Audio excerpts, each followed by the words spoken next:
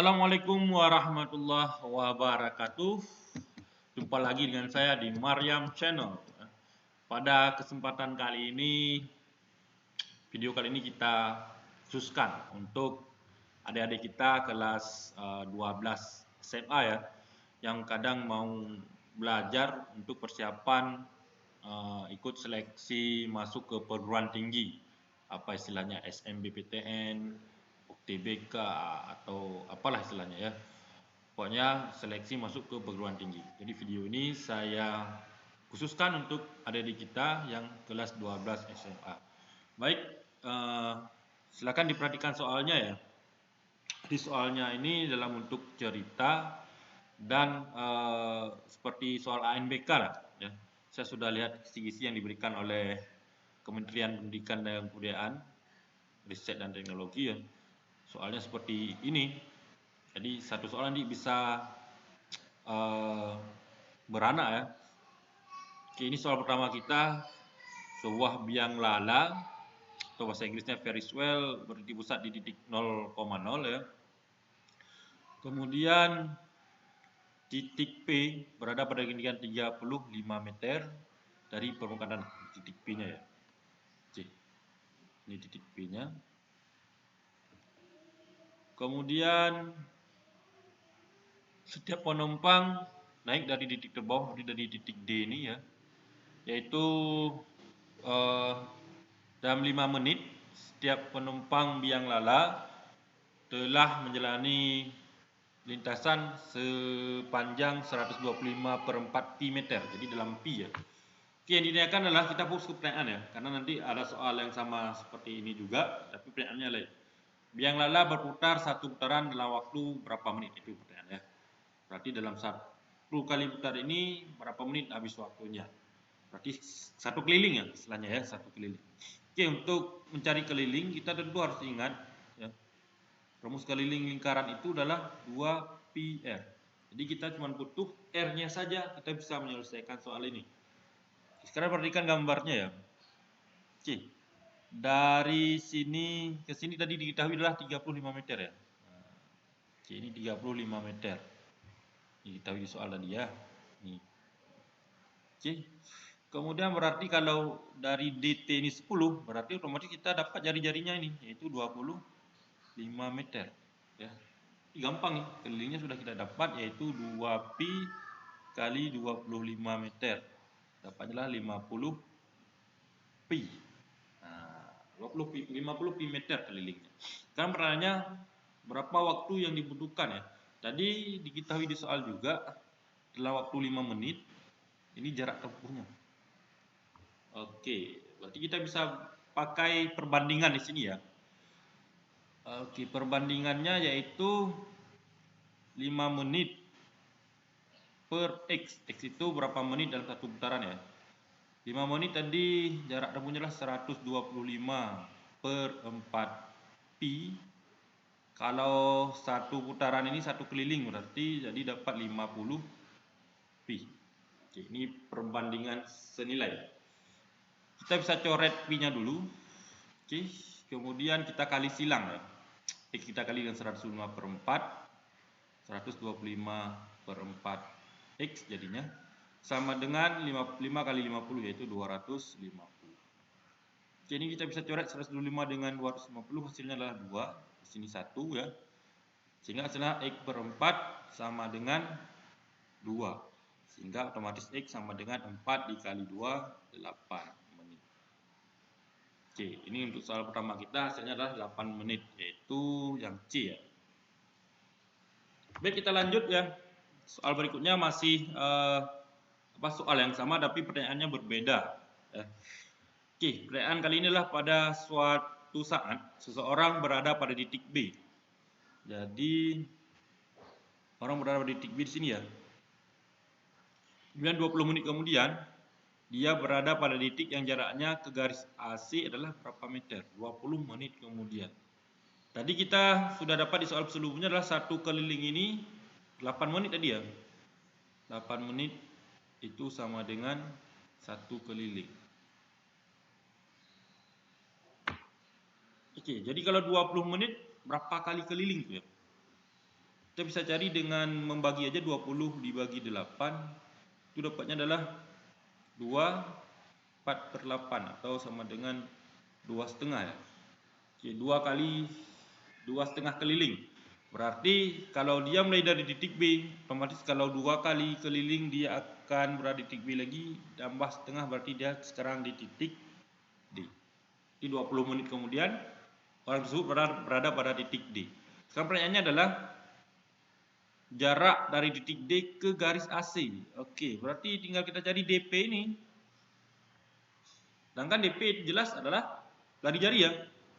Sehingga jawabannya jari-jari tadi di soal sebelumnya sudah kita cari, yaitu 25 meter. Gampang ya. Baik, kita lanjut ke soal berikutnya. Oke, nah ini agak susah ya. Pertanyaannya dalam bentuk isian singkat. Oke, misalkan QR. Oke, mana QR-nya? Ini QR ya. QR tiang ya. Itu tingginya 5 meter, jelas diketahui. Jarak terjauh dari lampunya di mana nih? Oke, ini ada di soal ya. Sebuah lampu itu terletak pada biang lala. Berarti di lingkaran ini lampunya terletak ya. Oke. Jarak terjauh nih tanya. Baik, jarak terjauh berarti dari titik Q ke mana di biang lala yang menjadi terjauh. Di sini perlu kita tahu bahwa titik terjauh dari lampu ini ke biang lala harus melalui titik pusat lingkaran ya. Karena diameter itu adalah garis terpanjang dalam sebuah lingkaran. Baik, kemudian untuk mencari jarak terjauh ini kita harus kita cari datanya dulu ya. Jadi kalau kita pakai Pythagoras, kayaknya kita tarik Pythagorasnya dulu mungkin ya.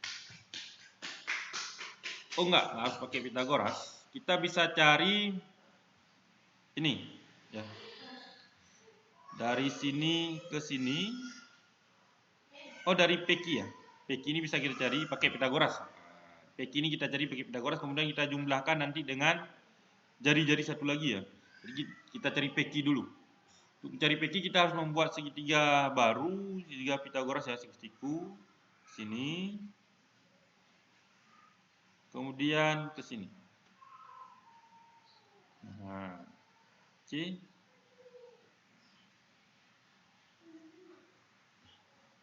Baik. Sekarang kita lihat panjang dari DP ini, DQ ya. DQ ini 40 ya. Sudah ada di bawahnya 40 meter. Kemudian PD. Oke.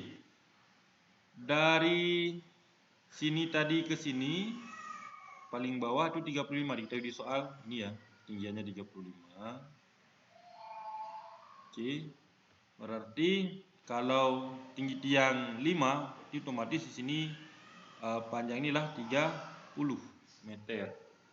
Otomatis sisi miringnya PQ-nya bisa mudah kita cari adalah 50 meter ya. Kita nggak usah cari pakai Pythagoras karena ini adalah triple Pythagoras 3, 4, 5. Itu adalah triple Pythagoras. Jadi panjang PQ adalah 50 meter. Sehingga otomatis kalau kita jumlahkan dengan ini satu lagi dengan jari-jarinya, maka otomatis jarak terjauhnya adalah 50 ditambah dengan 25 jari-jarinya ya. Sehingga otomatis dapatnya adalah 75. Jadi jawaban dari sini adalah 75. Kita lanjut ke soal berikutnya. Oke, masih soal yang sama tapi pertanyaannya sekarang adalah pada saat jarak lampu ke titik Q. Oke, mencapai nilai terpendek. Tadi terjauh ya, jarak terjauh, sekarang terpendek. Kira-kira terpendeknya di mana? Kita harus analisis dulu. Pendeknya di mana? Dari Q ke mana pendek? Berarti dari sekitar sini ya. Sekitar sini. Perlu kita tahu karena jadi jarak terjauhnya melalui titik P, titik pusat, maka jarak terpendek juga garisnya kalau diperpanjang akan melalui titik P ini juga. Ya. Oke. Nah, berarti jarak terpendeknya ini adalah dari kini ke sini ya. Oke, yang ditanyakan panjang bayangan tiang QR. Mana QR tadi? Oke, ini tiang QR bayangannya. Kalau lampunya di sini, ya, kalau lampunya di sini, nah, di sini lampunya jarak pendek, maka bayangannya berarti bayangan QR di ke sini. Kita buat bayangan QR dulu ya. Oke, kita perpanjang aja ini. Ini kan bentuk bayangan ya. Ini bayangannya nanti dari sini ke sini. Oke. Oke. Coba diperhatikan, kira-kira cara cari kita lambangkan aja dulu, misalnya ini S ya. Yang ditanyakan adalah penyembangan RS berarti ya. Kira-kira gimana cara carinya? Kita bisa tarik garis bantu ya. Kita tarik garis bantu ke sini.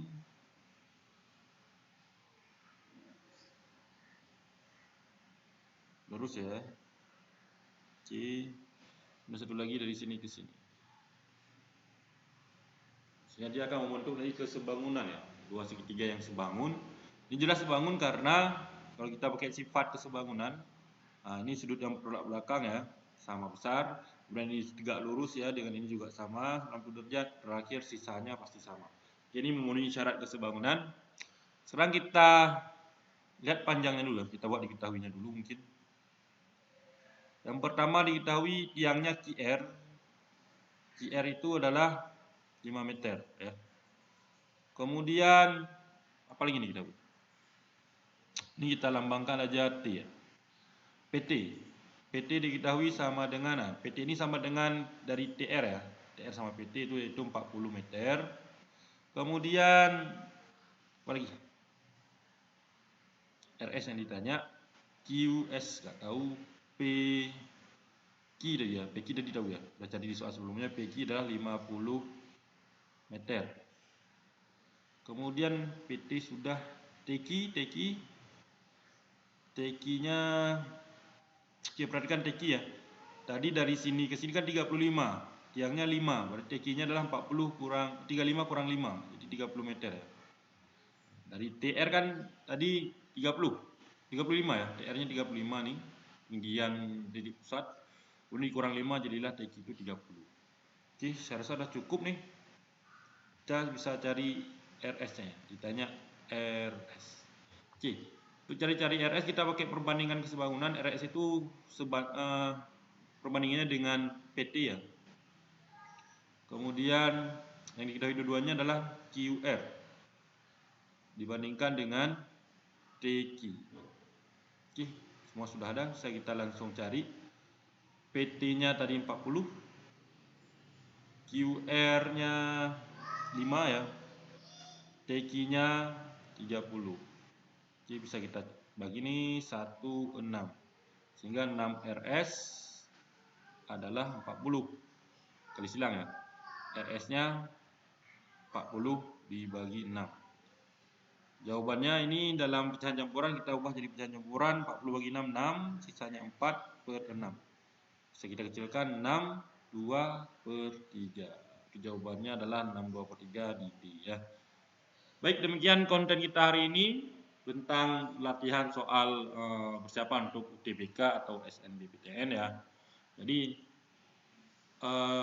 menurut kisi-kisi yang dibagikan oleh Kemendikbudristek, itu soalnya seperti soal ANBK ya, soal numerasi di ANBK. Jadi satu soal itu bisa dikembangkan menjadi beberapa soal lain ya.